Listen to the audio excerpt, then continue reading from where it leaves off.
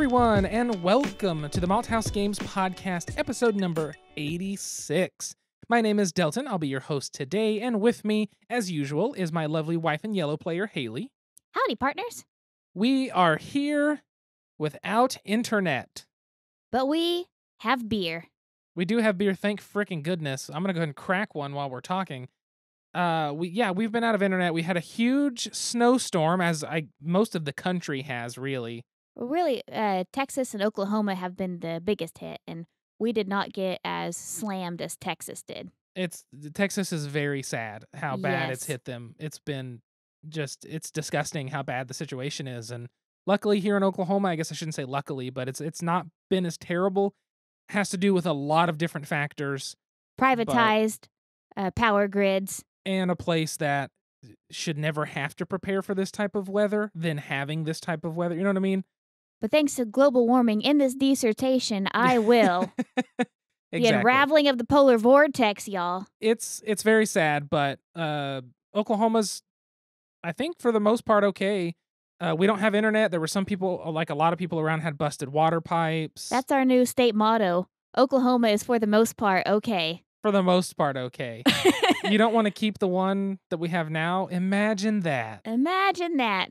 It's just the shittiest motto with a logo change. Wasted money. That's like our marketing motto. Like, our real motto is labor conquers all things, which is about as capitalist as you can get. That's true. It's very true. Anyway, we had a snowpocalypse this week. We did. It was bad. I was supposed to be working from home. However, I was supposed to be working in the office. However, I had to work from home a lot and then drive to the office for partial days because some physical stuff has to be done every day. And we needed somebody, and I was the only person in my group. I have a Subaru, so I have all-wheel drive, and I'm the only one comfortable enough to go out and drive in, 6 inches of snow when it's cold, because it's not something we're used to here, but I knew I'd be fine. And it was fine. It took me 30 minutes to drive 6 miles, which is crazy, but I was also going slow and being safe, which is why I was okay. Doing rescue missions as well. Helping people push their cars when they couldn't get going, but... We've determined there are two types of truck drivers in Oklahoma. Yep. Whenever it snows, there are the assholes who drive about 90 miles per hour, dangerously and vigorously, and there are the bubbas. The bubbas, they seem to drive around with the intent of helping people get out of ditches, because Delton saw a Camry on the side of the road, pulled over. Immediately, one truck behind us puts his flashers on and parks behind us. The other one parks next to us in traffic with their flashers on, and as soon as Delton pushes the car back onto the roadway, both of them tip their hats to us and drive off like, that's a bubba right there. Oh yeah, you get people like that, and it's always nice to see. Synchronized, man. I know it. It was like they practiced this. They were ready. And they're the people in trucks that aren't driving like lunatics. Yes, they are the bubbas. Yeah. God bless the bubbas. I know it. Cthulhu bless the bubbas. But we did have this crazy winter storm. Everything's been crazy, but we are currently out of internet. That is, as of this moment, and I think it's warming up. We're going to get some potential cold and weather next week, but nothing like we did. So I think we're in the clear, but we are out of internet. So if you're listening to this podcast, I have found a way to upload. I'm probably going to drive to a coffee shop, hook up to their Wi-Fi, and get it done in the morning on the day this releases. For you. Sweet So listeners. It's going to be a process, because if I do that, I have to take Haley's laptop because I have no laptop.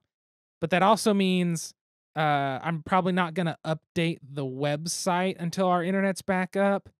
And like our podcast ad that I make, I'll probably make it, but to post it, I'm going to have to put it on my Google Drive and upload it from my phone.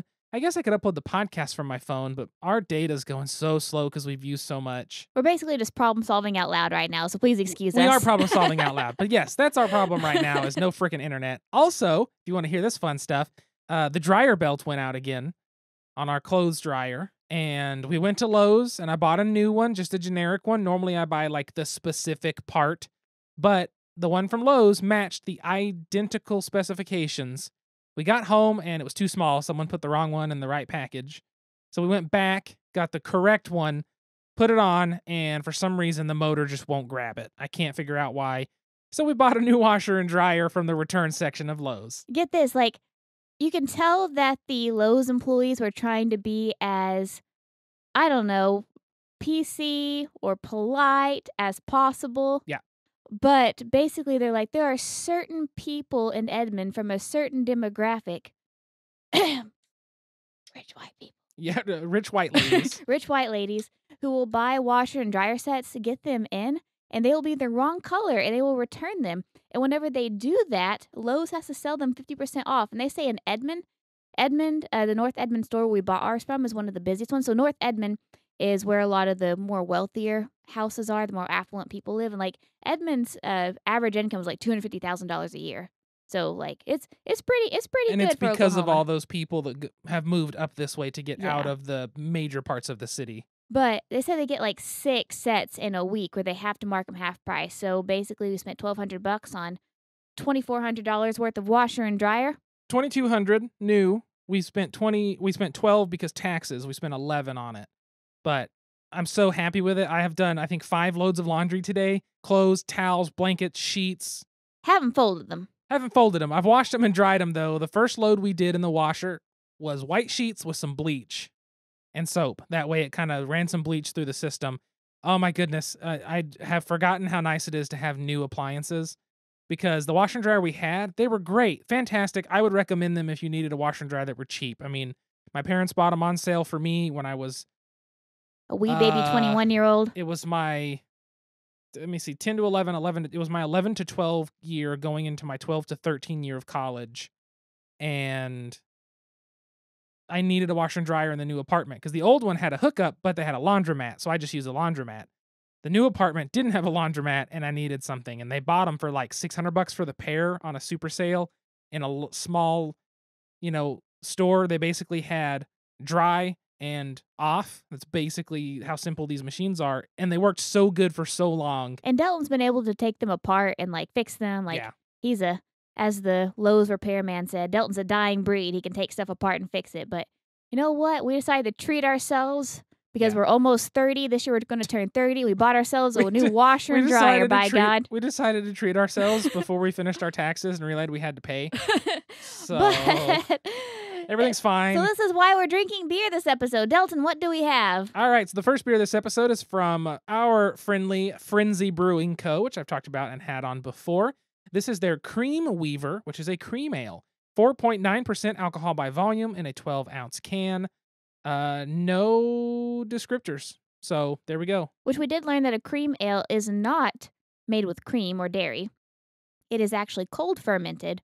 And so it gets kind of like this cloudy looking color that is beautiful. Yes, it is. It's a very light yellow. It looks like limoncello. Like the Yeah. Yeah. And it's nice and cloudy. Ooh, it has a nice smell to it. There's something there. Vanilla frosting is what it smells like. I can see the vanilla. Vanilla buttercream frosting. It smells nice. It smells light. It smells like there's a hint of that souriness on a lemon cake. Almost that hint of sour you get from like a Belgian beer that's not quite a wheat, but there's enough of something in there that gives it a little bit of that tang. But definitely like it's a tangy vanilla. Very, very clean mouthfeel. Not a lot of carbonation, even on the back. Wow. It's crisp. It's not thick, but being that there's lower carbonation, it's very smooth. And the aftertaste is like a vanilla frosting. Like you have that sweet, smooth vanilla flavor. Like at first it's crisp and then bubbly on the back of the tongue and then like a smooth vanilla aftertaste. The bubbly is so minor to me on this one. It is. It's very minor. That's really solid though. Mm-hmm. I mean, I've liked all the stuff Frenzy's done so far. They've all been good. But that's Frenzy Brewing Co.'s Cream Weaver Cream Ale.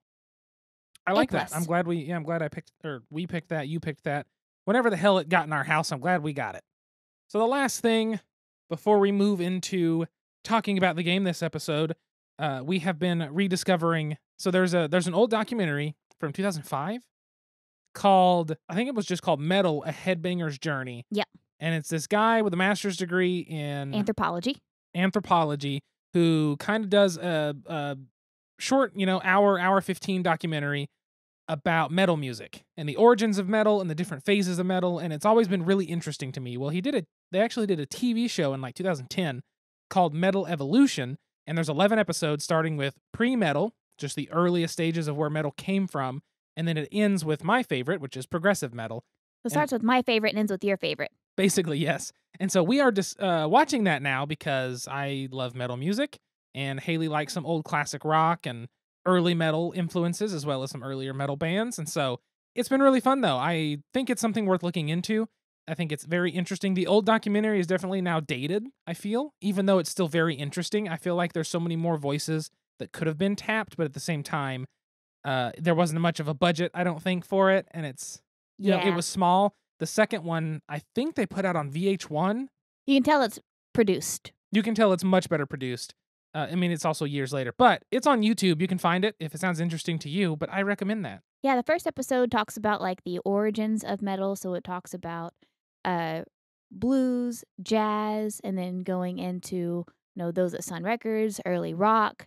The first like distortion on guitar. Yes, and so basically what I've determined, if it was 1967, based on my music taste, I would be a badass. Like you really a rocker would. Badass. You'd be very cool. Blasting the Kinks, mom.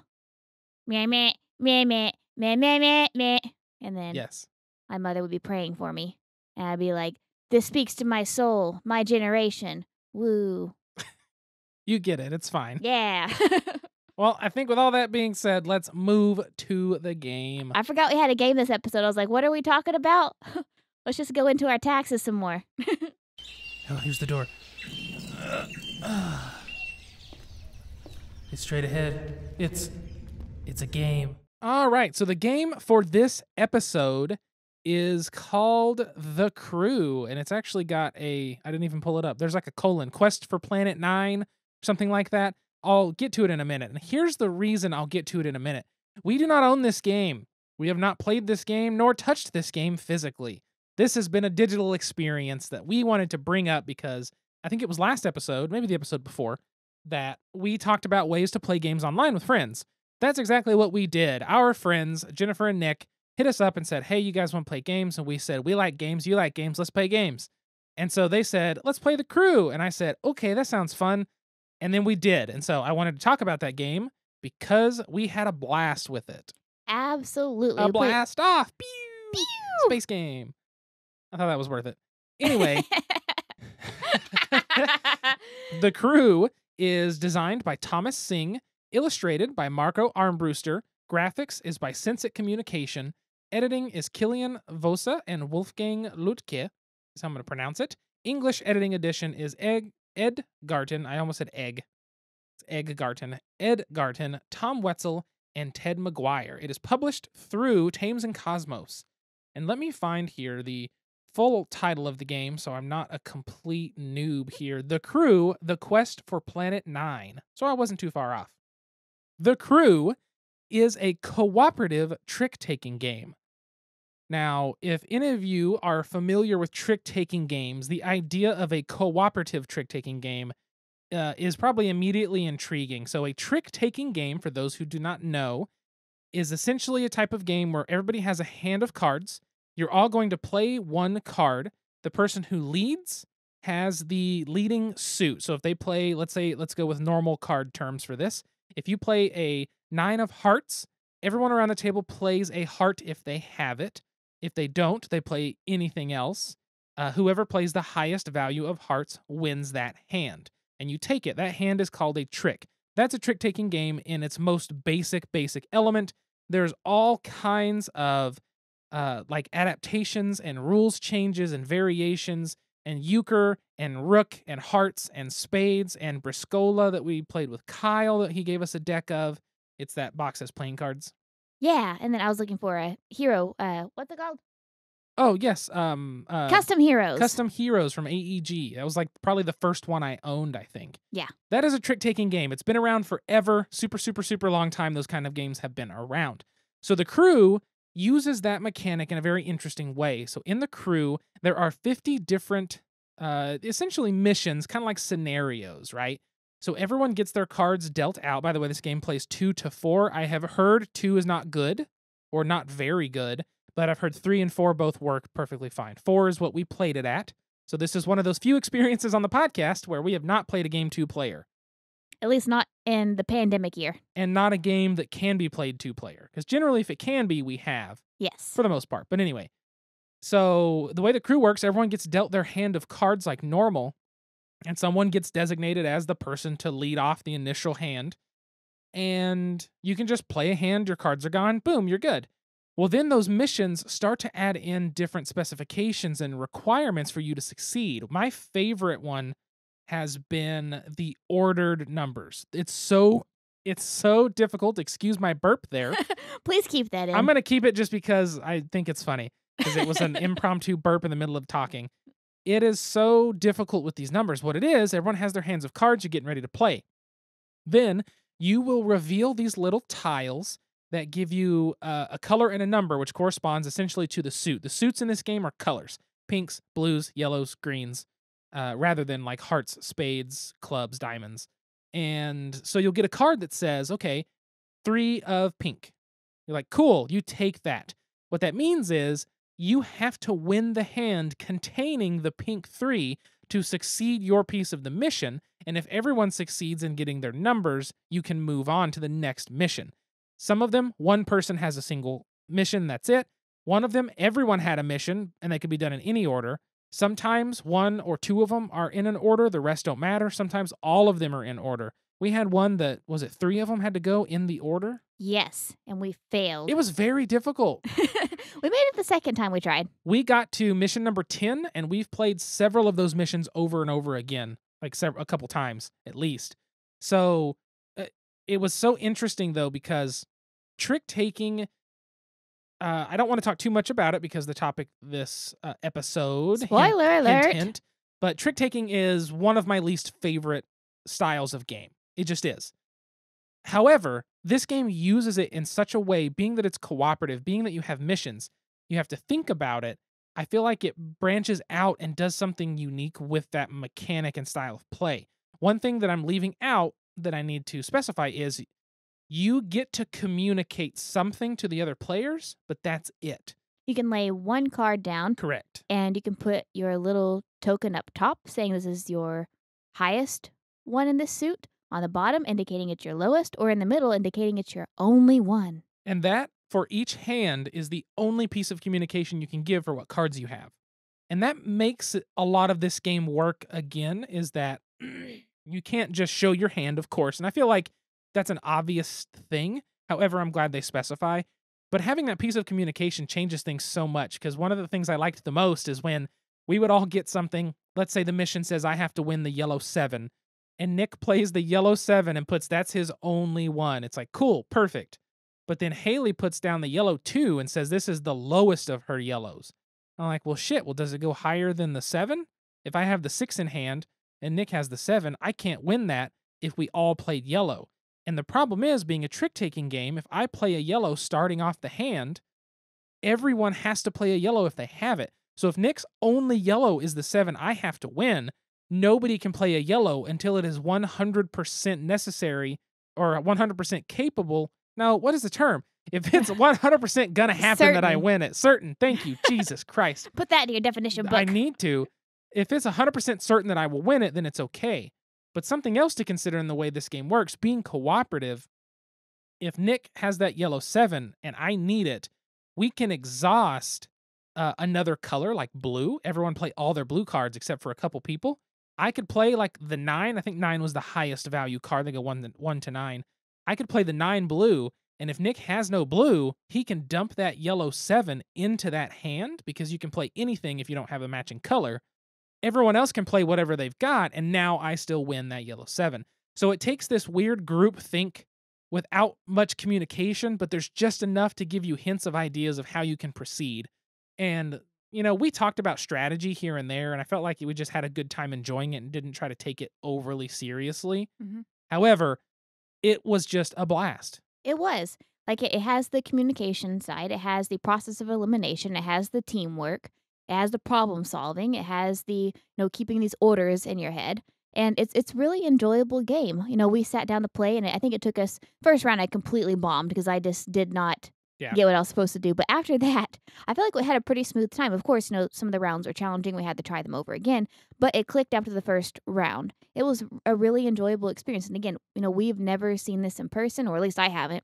We've never played it in person. It's only been online, but it was easy and it was super fun, especially with our friends.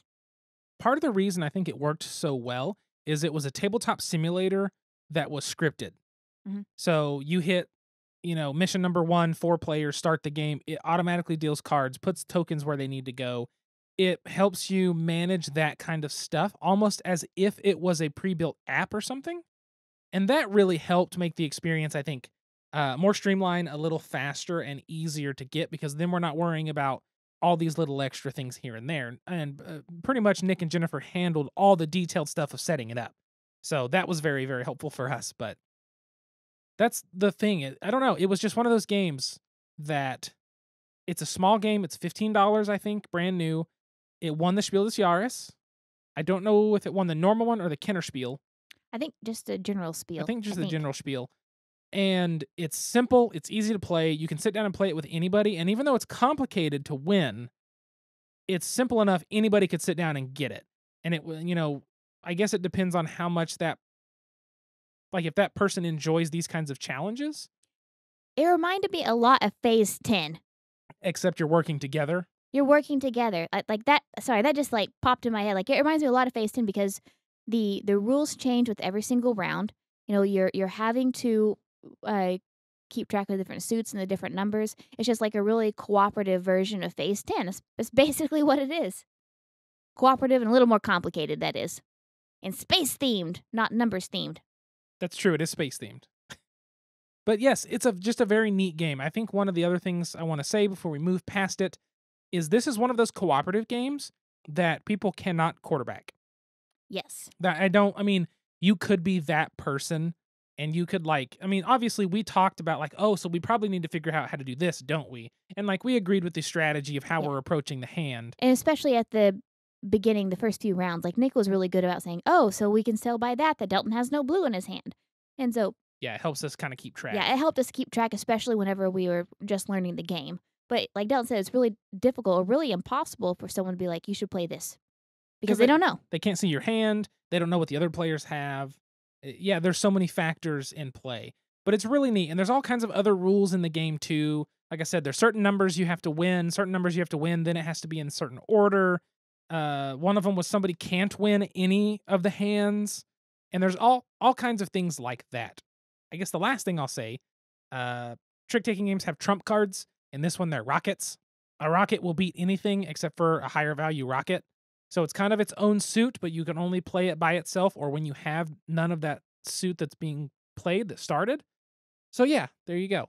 I think that pretty much explains the crew. We really, really enjoyed it. I enjoyed playing it through Tabletop Simulator.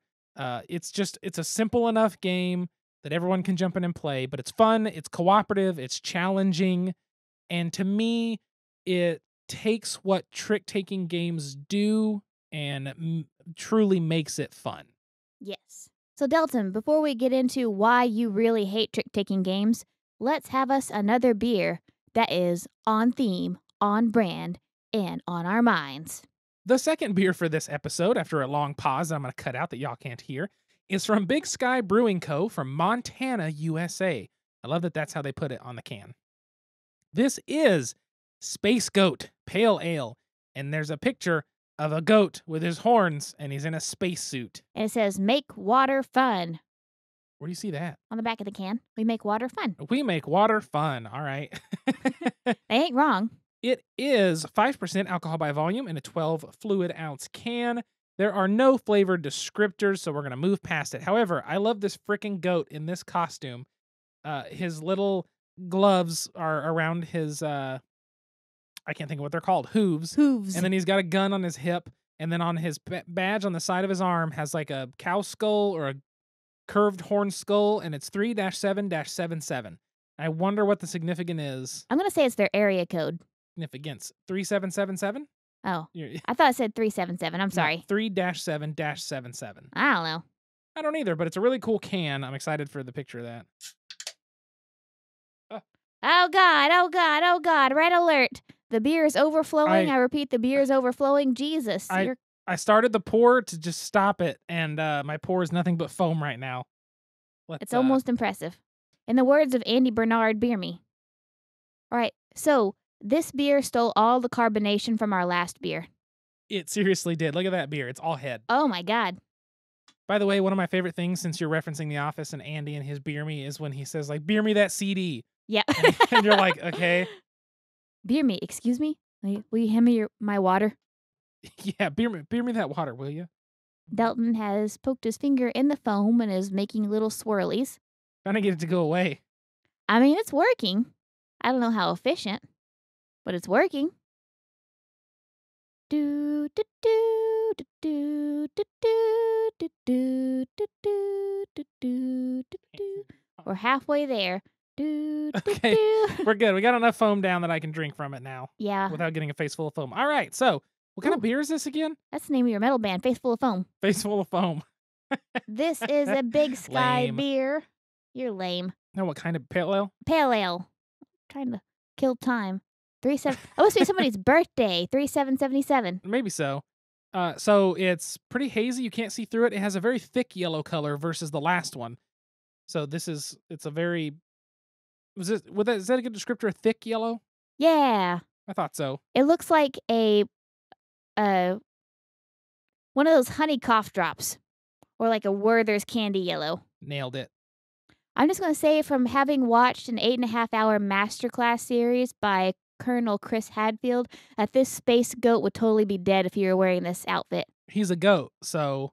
Like, his horns are totally poking out of the helmet. I mean, he's an anthropomorphized goat. He's got weird shaped arms and limbs. That suit is way too squished up against his body. It's supposed to have room so that way it can be pressurized. Yep. In case your Soyuz explodes or loses pressure or some shit.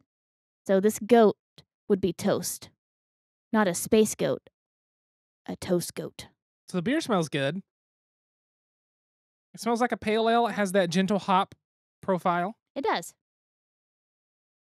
It's a little on the hoppy side smelling for a pale ale. It is. It's not that citra bitterness, though. Like, it's a nice gentle hop. Kind of floral.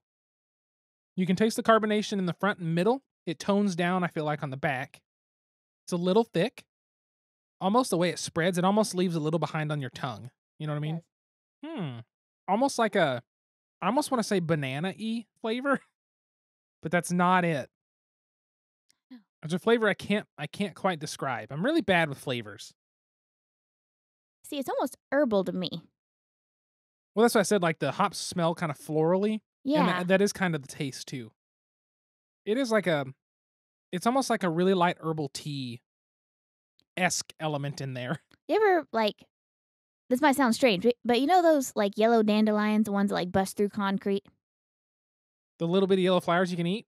Yeah. Yeah, they're That's what sweet. it tastes like. Nobody's going to believe us. They're going to think we're goddamn lunatics. So there's these little flowers that grow in fields in Oklahoma. And they're the ones that bust through concrete, man. They can grow little anywhere. bitty and yellow flowers, little bitty. But if you pick on them and you eat them, because they're plants, they... No, you're talking about sheepshire.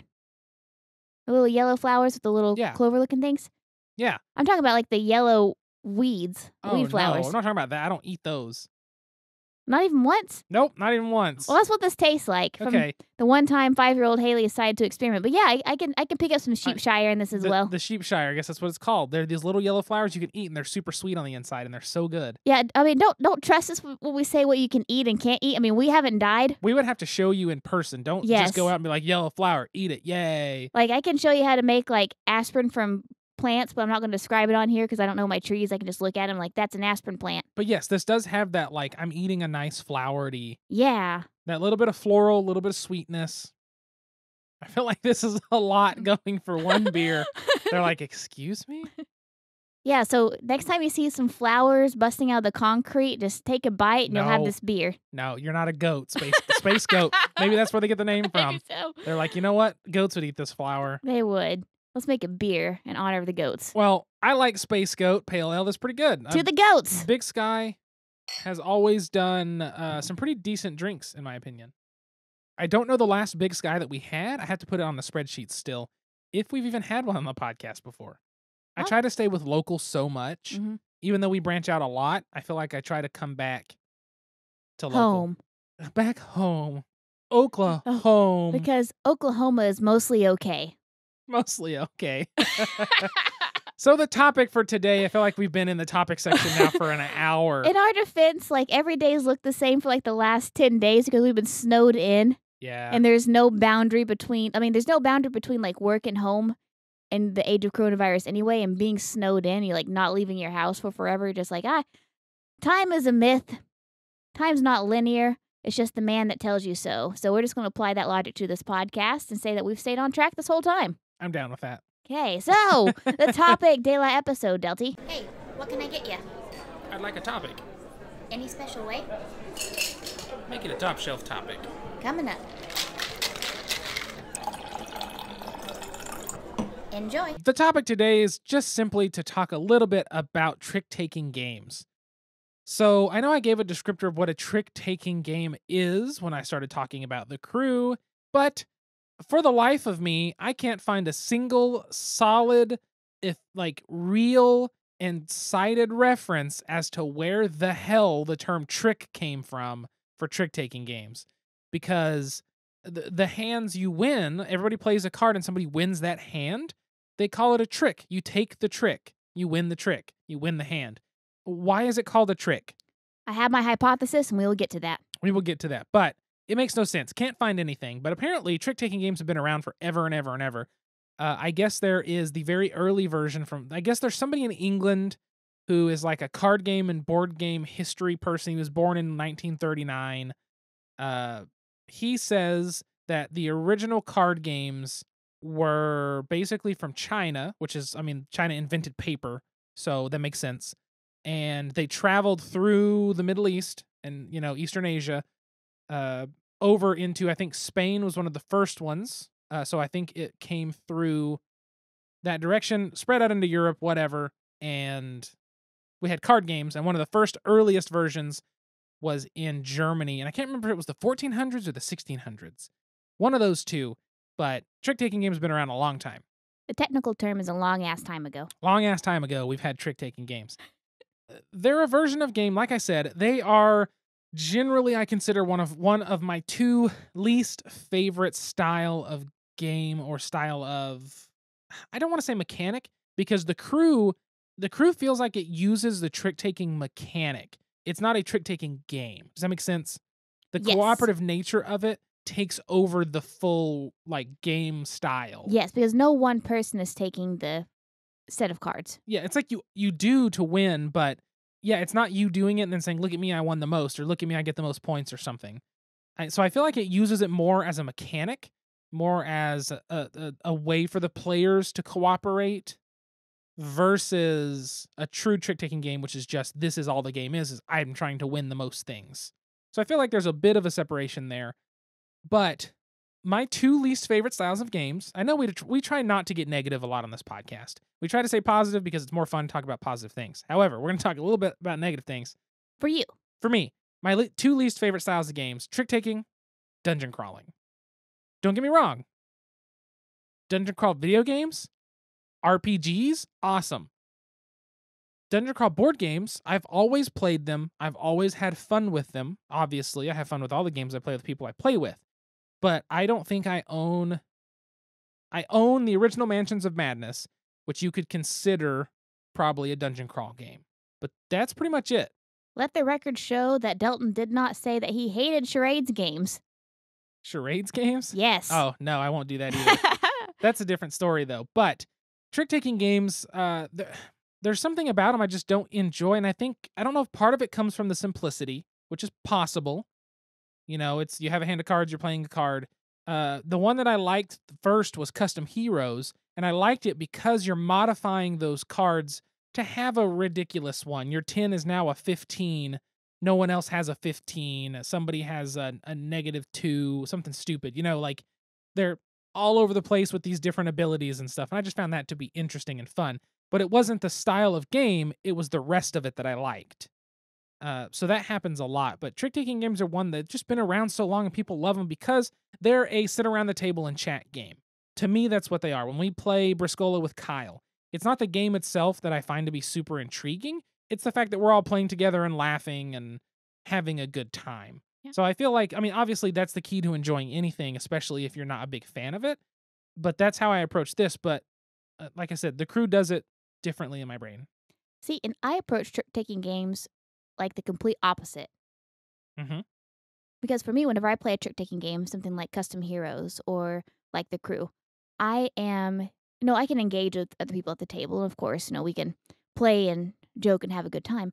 But the whole time I'm thinking 3 or 4 moves in advance because when it comes to something like custom heroes, not only do you have to watch what everybody else is playing down, you have to keep tabs on your own hand. You have to press your luck that you're going to play your high cards. You're going to use those extra resources at a time when maybe Delton is out, or you have to watch for the strategies for your other player you're playing against.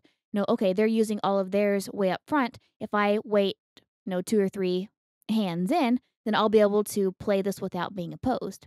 Like, I see trick-taking games as a lot more in depth, I think. I understand what you're saying, and that's that style or that process of thinking and thought, to me, that's what makes the crew work. Where other trick-taking games, it doesn't work for me. They both have that thing. They both have that exact thing of I have to know when to play this card. I have to think about this, notice what my opponents are doing. But in the crew, you're doing it because you're all trying to achieve this goal. I'm not just trying to outsmart people. Mhm. For some reason, it flips a different switch in my brain, and I have much more fun approaching it from that direction in the crew. That makes sense. When we've played we've played a bunch of them, and like I said, I always have fun. Like we played a prototype, which does something very different than the crew or any normal trick-taking game. And that was interesting. That was really neat.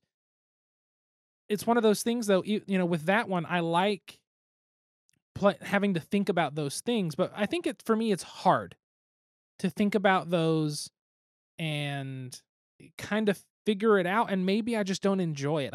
But it's just something with that style of game. I just, I enjoy that where you're like, haha, I tricked you into doing this. I made you spend all these good cards so I could win this hand. I think for me, it doesn't feel rewarding. Maybe. I don't know why. There's something in there. There's something in my brain that just says, you're doo-doo, get out. And I'm like, okay, I'm doo-doo. And that's basically it for trick-taking games. I don't know. I just don't enjoy them that much. But a lot of people really, really, really like trick-taking games. I mean, Fox in the Forest, I played the 2-player demo at Gen Con 2017, or Gen Con 50, I guess it was. And I was like, oh, that's neat. That was my whole thought process. I was like, I'm not going to buy that because I don't want to play that style of game. I don't know why it doesn't interest me. There's something to it, though.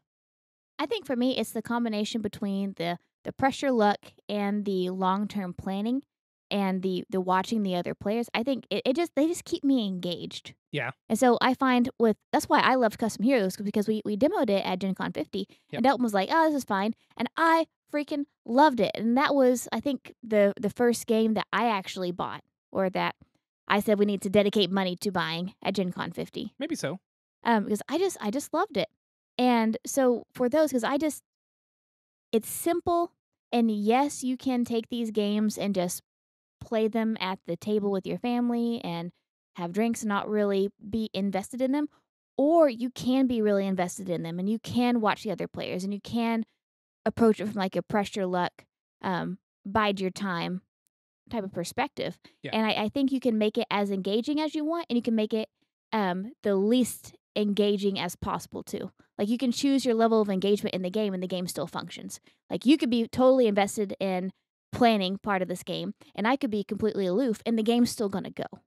Yeah. And that makes sense. I understand that. I don't know. I guess different strokes for different folks. Hey. Hey. I think I'm going to name this topic section Our Thoughts on Trick-Taking, or Thoughts on Trick-Taking, because I was originally going to be like, we're going to talk about trick-taking as a thing, but I feel like it's more just become what we think about it. Because we kind of talked about trick-taking in the game portion.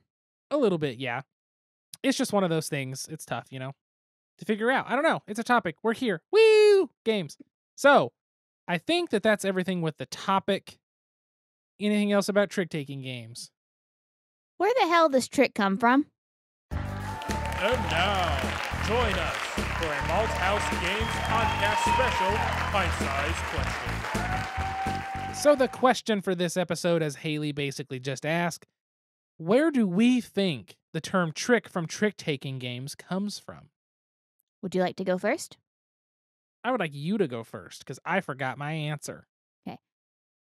So, from the limited knowledge that I have about the origins of the word trick, I'm going to say that a trick is a girl in a polka dot bikini down in Miami. because based hate you off so much. based off of have the one- scripture of LMFAO, I'm One- in Miami Trick, and a trick is a female, and they also sing about you look kind of cute in that polka dot bikini, girl. And so I think that whenever you're taking the trick, you are taking the girl. It's just like the end of an 80s movie, of a John Cusack film. You get the girl, you get the trick. That is the origins of trick. I have one Haley for sale. $1 US. You can have her. I'll ship her for free. I'm losing money in this deal, y'all. It's worth it. Just one Haley for sale. Do you have a better explanation of what a trick might be? I do. I remembered my answer, which probably takes away the fun of the answer. They call it a trick-taking game because it tricks you into thinking that you're going to have a good time. Boo! I thought of that earlier, and I was like, oh, this is great. See, And then I said it out loud, and it's fine. it's pretty good. It's fine. It's pretty good. But like I said, I like The Crew a lot. Like, The Crew is a game I will buy, and I will be like, hey, we should play this. We have 4 people.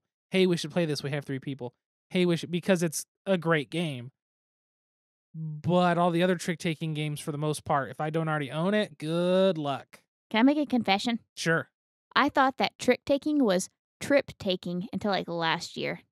Trip-taking would make more sense. Yeah, because you're like going around the table, like, Yeah. and that's why I thought, oh, it's trip taking. You're going around the table. It's your turn. Oh, it's your turn to take the trip. Here's what you do. There's a new trick-taking game design that you call Take a Trip, and everybody's card is a place in the world, and they all have values assigned, and the highest value will take the trip to that location, and then you tie in some other mechanics. Boom, you have a world-traveling card game. Verbally trademarking this right now. Yeah, it's fine. But yes, that answers the question for this episode. I think we need to give a shout out to our Patreon backers, We do. which is Allison, Alan, Jesse, Catherine, Cliff, and Jennifer. Thank you all so much for supporting us on Patreon. There are patrons, not our backers. I need to quit saying that. So bad. Oh, hold on. You got real excited there. I'll continue this for a second. Thank you so much for supporting us on our Patreon. If you would like to be like them and be awesome people that support us on Patreon and get shouted out on here or on Twitter, which reminds me, I got to do the Twitter shout outs. You can always go to patreon.com/malthousegames, MALTHAUS games. You can also find pretty much anything at all about us and the podcast and all that crap at malthousegames.com, or you can find us on social media at malthousegames. Find me personally at Delton Brack, DELTONBRACK. You can find Haley at SQUIRRELYGEEK. that is at Squirrely Geek. So the thing I wanted to shout out here, and let me see if I can get it to pull up, because I need to see if it's still going, but I do have a Kickstarter that I'm going to shout out because it's somebody we know. I feel like we're back in Western Oklahoma because we've had the line dryer closed this week. We have dial-up speed internet. It's just, Yeah.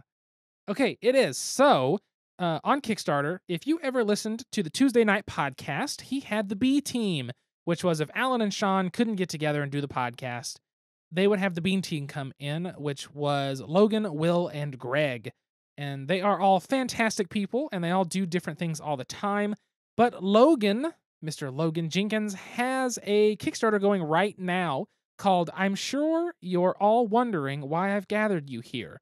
I got to playtest this a couple weeks before it launched on Kickstarter, and it's essentially a role-playing game. It's going to be a small, what they call a zine, short for magazine, those little booklets, the same as Mothership and something in the role-playing world. zine short for magazine. Thank you, Grandpa Delton. Yes, well, I always called them zines because it's spelled Z-I-N-E. That's all you see is zine. And I was like, oh, it's a zine, but I've learned it's a zine because it was shortened, I guess. Whatever. Anyway, if you've played something like Fiasco, where it's a role-playing, one session in a single book, has all the rules you need, everyone sits down and plays. This is that. Essentially, you're all called to a mansion. You all have a character. It plays, I think, up to 8 people. And basically, you have to try and kill all the other players and survive the night. And if you do, you're the winner. So it's very that kind of like, and that's the whole thing. I'm sure you've all wondered why I've gathered you here is because you're going to have to kill everybody. It's very interesting. It uses a basic deck of cards. I found it to be very fun because if you're not a huge role player, there's enough mechanics to keep you interested. And if you're not a huge board game player, you can do all the role playing you want to keep it interesting for you. So I think it rides a line, and using a standard deck of cards, you can play it very easily. But the Kickstarter is up and running for, I guess it'll be 18 more days as of this release. And if you want the PDF, it's only $5. If you want the printed Zine plus the PDF, it's only $10 plus shipping. So yes, I wanted to shout that out because I had a good time with it, and spread the joy and the fun of games. You should back it up. Yes, at Kickstarter.com. But yes, I think that's going to cover everything this time. You're going to go edit this tomorrow and realize we forgot to talk about a game or something. I'm going to miss something stupid. But yeah, I'm going to edit it in the morning and then try to figure out what I can do to upload it. Like I said, I can always put it on my Google Drive, get on my phone and upload it from my phone and just hope that it works. If you can fix a dryer, you can fix a podcast. I know. I might just have to take your laptop and do it. Or honestly, this might be one of our few episodes, our second episode ever, that isn't released at like noon to noon 15. I know. I hate it. I hate it so much. I try so hard. Shame. But it's one of those things you can't really get past it when you have no internet. Agony. Well, that being said, disappointment. Thank you for tuning into the Malthouse Games podcast. Hopefully this episode has been a fun one. It feels like we haven't done an episode in like 2 months.